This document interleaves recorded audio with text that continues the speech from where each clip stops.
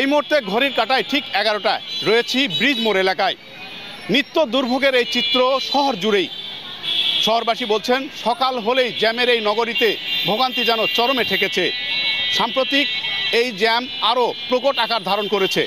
শহরবাসী বলছেন ধারণ ক্ষমতার অতিরিক্ত যানবাহন চলাচল করার কারণে এই জ্যামের সৃষ্টি হচ্ছে। অন্যদিকে পৌরসভা থেকে দেওয়া হচ্ছে নতুন নতুন মোটরযান লাইসেন্স। ফলে পৌরসভা কর্তৃপক্ষ বলছে এই মুহূর্তে প্রায় 14,000 তিন চাকার যানবাহন চলাচল করছে শহরে।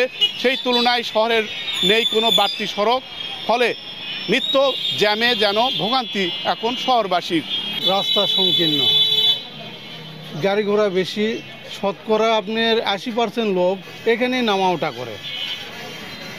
মানুষ যে যাবে, তার যে হাঁটে যাবে, দুই ধারে যে ফুটপাতে এমনভাবে মোটরসাইকেল, আমাদের তো গাড়ি আছে, টমটম আছে, রিক্সা আছে, এগুলো জন্য আর কি সবচেয়ে বড় সমস্যা। এত জামের আমরা ভাড়া মারতে পারি না। অনেক সময় দেখা যাচ্ছে দিনে 200-300 টাকা কামাই করতে পারি না, এরকম ভাড়া দিতে পারি না, গাড়ি জমা দিতে পারি না। এত জামের খুব আপনি দেখেন কীরকম জাম। এটা সংস্কার করার জন্য রাস্তা বড় করা লাগবে এবং যানবাহনের জন্য মানুষকে এই রাস্তা প্রশস্ত করে দিতে হবে। এটা বিল্ডিং টিল্ডিং ভেঙে দিয়ে সাধারণ লোকজন চলাচল করতে পারতেছে না। অসুস্থ রুগী নিয়ে যেতে যেতে আরও অসুস্থ হচ্ছে। তো আমরা এই যানজট থেকে মুক্তি চাচ্ছি। জ্যামের জন্য স্কুলে ঠিক মতো সময়ে যেতে পারি না, আমাদের খুব অসুবিধা হয়। এটা যেন সরকারিভাবে ঠিক করা হয়। শহরকে আধুনিকায়ন করার ক্ষেত্রে সড়ক বিভাগের পক্ষ থেকে নেওয়া হয়েছে একটি 4 লেন প্রকল্প। যে প্রকল্প আদৌ বাস্তবায়ন হবে কিনা রয়েছে সংশয়।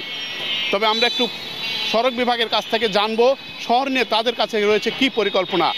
বর্তমান যে 10.3 34 ফিট থেকে আমাদের 4 লেনে উন্নীত করা হবে। প্রত্যেক পাশে আমাদের 9.4 মিটার করে থাকবে প্রতি লেনে আর কি। 7.3 মিটার প্লাস সাথে হার্ড শোল্ডার 1.5 মিটার সহ আর কি 9.4 প্রতি পাশে থাকবে।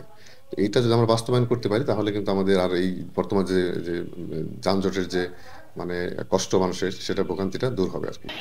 নিত্য যানজটের এই চিত্র পুরো শহর জুড়েই। কেডির মোড়, সুপারিপট্টি, ব্রিজ মোড়, তাজের মোড়, এরকম অন্তত 12টি পয়েন্টে নিত্য জ্যাম শহরবাসীকে ভোগান্তিতে ফেলছে। শহরবাসী বলছেন এই ভোগান্তি থেকে তারা দ্রুত পরিত্রাণ চান। এমআর রকি, সময় সংবাদ, নওগাঁ।